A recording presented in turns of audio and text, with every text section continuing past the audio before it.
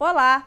Cada vez mais o mundo fala da importância da preservação do meio ambiente e as florestas tornaram-se tema da agenda internacional. Contudo, silenciosamente, as matas têm sido devastadas, perdendo terreno para ocupações clandestinas e interesses imobiliários, sem que seja levado em conta o impacto da devastação do verde na qualidade de vida da população. Para trazer o assunto para perto da gente, nos últimos 5 anos, mais de 500 mil árvores foram derrubadas na cidade. É o que revela o dossiê Mata Atlântica, uma pesquisa desenvolvida aqui na Câmara Municipal. E para falar mais a respeito, eu recebo o vereador do PV, Gilberto Natalini, que desenvolveu o dossiê. Vereador, muito obrigada pela sua presença. Eu que agradeço a você, a essa ilustre bancada que vai discutir o assunto e aos telespectadores e internautas da TV Câmara. É isso aí. E para conversar com a gente também, recebemos o engenheiro civil, doutor em saúde pública e pesquisador do Instituto de Estudos Avançados da USP, Ivan Maglio. Ivan, muito obrigada pela sua presença. Obrigado a vocês por poder fazer esse debate importante. E para fechar esse time do primeiro bloco, a gente também está com o doutor Eduardo Jorge, médico de saúde pública da Secretaria Estadual de Saúde. Doutor, muito obrigada pela sua presença. Isso, na Secretaria de Saúde há 43 anos aqui em São Paulo. Então dá para perceber que o time aí tá bom. Gente, eu abro esse programa com um questionamento, queria ouvir a posição dos três. Dá para conciliar a preservação da Mata Atlântica aqui em São Paulo com o desenvolvimento da cidade, o crescimento? Vereador? Não só dá para conciliar, como é fundamental conciliar. A cidade de São Paulo, ela tem um resquício, vamos dizer, um remanescente de Mata Atlântica na região sul, principalmente Parelheiros, na região leste, São Mateus, Itaquera e um pouco na região oeste, próxima à Serra da Cantareira. Na região sul, essa Mata Atlântica é responsável pela formação da água que enche a represa de Guarapiranga e fornece água para 5.300.000 pessoas. Quer dizer, se nós destruirmos aquela mata, nós corremos o risco de secar a represa. Então é fundamental preservar aquela mata. É isso, Eduardo. Esse equilíbrio é necessário para que a gente possa continuar crescendo e que as outras gerações vejam isso, não é? Sim, porque nós gostamos de nossos filhos, nossos netos, né? Sim, porque não existe classe social que não precise de água. Pobre, classe média, ricos, só existem porque existe água. Mas eu queria trazer, eu fui secretário de Meio Ambiente aqui, onde isso foi possível, a gente fez durante 8 anos. Mas eu não queria falar sobre isso. Eu quero dar uma notícia que o nosso herói na defesa da Mata Atlântica aqui, que é o vereador, não para um minuto, é um campeão da defesa dos verdes aqui em São Paulo, vai gostar muito. Ele vai entender por quê. Eu estou vindo exatamente da Bahia agora, passei 3 dias lá, a Secretaria do Meio Ambiente da Bahia fez um grande encontro de jovens, com 200 jovens, e me chamou para conversar, eu gosto, eu sou baiano, vou. E visitei alguns locais onde a Secretaria do Meio Ambiente, lá de Salvador, tem feito um trabalho extraordinário. Uma cidade grande, Salvador tem 3 milhões de habitantes, é a 3ª maior cidade do Brasil. Teve um problema de ocupações irregulares incrível, né? Muito grande, mas mesmo assim, a Secretaria do Meio Ambiente tem conseguido, em conjunto com ambientalistas, isso daqui, Nayara, é uma bolsa que eu ganhei do Parque das Dunas. Veja que coisa extraordinária e como tem tudo a ver com isso que o Natalini e você está falando. O Aeroporto Internacional de Salvador, você sabe que o turismo é uma força econômica fundamental para Salvador e adiante, e a Bahia e adiante. Durante 10 anos, o governo federal, o governo estadual, tentou avançar sobre as dunas para expandir o aeroporto internacional lá de Salvador.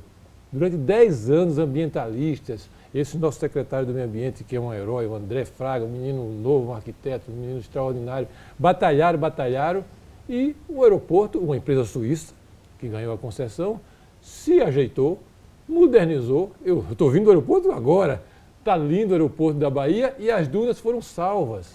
Não passou uma audiência, 2 audiências, 3 audiências, debate.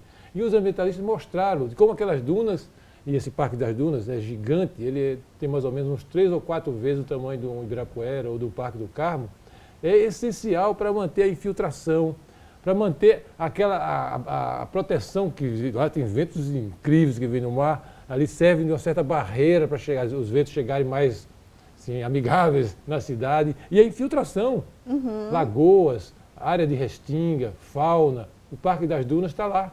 E o aeroporto funcionando, se apertou, se resolveu e está extraordinário, muito bom o aeroporto, inclusive a empresa é suíça, né?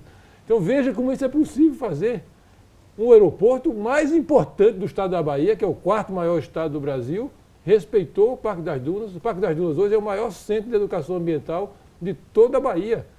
Recebe milhares de crianças, vão lá todos os dias visitar o que é uma duna, o que é a restinga, quais são os animais, a importância da infiltração, a importância que aquilo tem no clima da cidade. Veja, se Salvador fez, por que a gente lá em Parelheiros não pode fazer algo semelhante? Parelheiros é uma espécie de área de dunas, é uma área preciosíssima que ele tem aqui em É São isso, Paulo. Ivan, esse exemplo do Eduardo sensacional de como essas duas vertentes podem ser conciliadas, sim. Dá para adaptar isso para a realidade de São Paulo, para esse crescimento gigantesco que nós temos aqui? Dá, e é fundamental que seja conciliado, porque essas vegetação, toda essa área de proteção ambiental, que é também de mananciais, é praticamente fundamental para a sobrevivência da cidade. Nós já estamos em crise climática. A temperatura da cidade já tem 3 graus médios, já subiu 3 graus. As chuvas já aumentaram muito, ou secas prolongadas, como foi em 2014, 2016. Então, essa massa, ela presta serviços ambientais para a cidade e para o clima da cidade. Sem ela, a cidade não terá futuro. Então, é fundamental. Por outro lado, nós temos leis, com o plano diretor, com a lei de uso do solo, com o plano de habitação, uma série de leis que regulamentam isso. E as leis ambientais. Parques, aliás, foi o Eduardo Jorge que ajudou a criar. Parques lá na região, como o Parque Varginha, Bororé, ainda não estão implantados como deveriam, mas temos. Então, tem uma região extremamente importante, produz agricultura também, que precisa ser melhor cuidada. Então, é possível conciliar. Nós temos dificuldade de gestão, de investimento, de recursos, porque não basta as leis de proteção, as leis urbanísticas, precisa ter gestão, precisa ter recursos, precisa ter fiscalização. Já tivemos. No passado, quando criou-se a lei de mananciais, havia fiscalização sistemática, com helicópteros, com tudo mais. Cadê o monitoramento disso? Como é que ocorre? Quem que está fazendo? Nós estamos vivendo uma crise de importância dessa vegetação, desses recursos naturais, e não temos monitoramento, não temos fiscalização, e reduziu-se os contingentes que ajudavam a fazer esse trabalho. O que nós não temos é governo. Porque, veja, né, hoje, no século XX, as pessoas pensavam que o ouro líquido era o quê? O petróleo. Né? Aqui no Brasil, quando entrou nessa festa, fim de festa do petróleo, o presidente se lambuzava de petróleo, aparecia na televisão todo lambuzado de petróleo.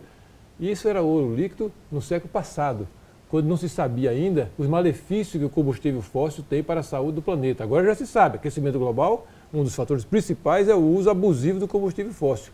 O ouro líquido do século XXI é a água.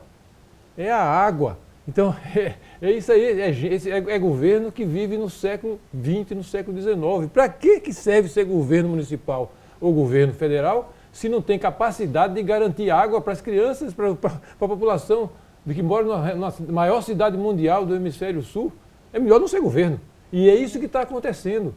Você está deixando que uma área que fornece, como disse o Nataline, água para 5 milhões de pessoas, porque tem outras áreas, como a Cantareira, de outras regiões, que fornecem o conjunto da região metropolitana. Mas a Guarapiranga é responsável por 5 milhões de pessoas. E tem um governo municipal e um governo estadual que deixam que as fontes que abastecem a Guarapiranga sejam atacadas, mortas, sufocadas. É uma coisa absurda. Vereador, agora falando um pouquinho sobre o dossiê, a gente precisa se preocupar para preservar ou o devastamento tem um aumento significativo? A gente já consegue diagnosticar isso a partir do dossiê? Nos últimos anos, nós estudamos direitinho a região, houve assim uma epidemia de devastação. Hoje, o dossiê que está aqui, eu mostro aqui, hoje nós temos cerca de 90 áreas que estão contidas aqui, fotografadas, documentadas, com drone, com satélite, uma coisa muito caprichada, não é um panfleto. Aqui tem, por exemplo, as fotografias, eu posso mostrar para vocês verem, só para o telespectador ver. Ó, aqui cada página dessas são 90 páginas que mostram a devastação, estão jogando no chão. Como você disse, só na região de Parelheiro foram 500 mil árvores. A cidade inteira deve passar de 1 milhão de árvores. E aí, quem está fazendo isso? Não é um movimento popular de pobre que está buscando moradia. Não tem movimento popular lá. Quem está fazendo isso são quadrilhas do crime organizado que ou compraram ou tomaram aquelas áreas de mata. Algumas áreas eles compraram a preço muito baratinho, porque a área de mata vale pouco o metro quadrado.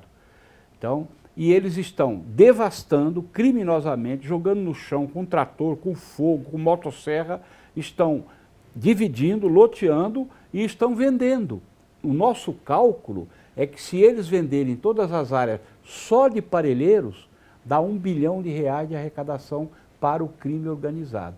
Isso sob o olhar inerte do prefeito e do governador. Então a gente fica pensando, mas o que a autoridade está fazendo para proteger a área que produz água para 1/3 da cidade? Praticamente nada. No mundo inteiro hoje, a agricultura se move em direção à agricultura orgânica e com o menor uso possível de agrotóxicos. A gente tem uma área grande aqui, perto da maior cidade mundial do hemisfério sul, que poderia ser uma área de produção orgânica e muito mais barato, porque o transporte está perto. Eu saio de Parelheiro, já estou vendendo ali na região de Santa Amaro. Então ali podia ser uma grande área livre de produção de agrotóxicos. A prefeitura apoiar os agricultores, lá existe ainda 100, 200, 150 famílias, 500 famílias. Então a gente apoiar, a gente começou um processo desse tipo, né? Em 2012, 2011, a gente conseguiu fazer a transição agroecológica para uns 40, 50 famílias, criou algumas feiras orgânicas, por exemplo, eu e minha filha que somos vegetarianos, vamos numa feira orgânica todo sábado, ali ao lado do ciclo militar, perto do Ibirapuera, e vem o pessoal lá de Parelheiros vender banana, tomate, batata, laranja, sem agrotóxico nenhum. Portanto, essa é outra possibilidade econômica de compatibilidade. Aquela área ser uma grande área livre de agrotóxicos e fornecer orgânico para São Paulo. Está na porta de São Paulo. É possível que ninguém veja isso? Bom, dá para perceber que a gente tem muita coisa ainda para falar. O Ivan vai se despedir da gente nesse primeiro bloco, ele volta no último bloco do programa e a gente vai para um intervalo rápido. Te espero em seguida.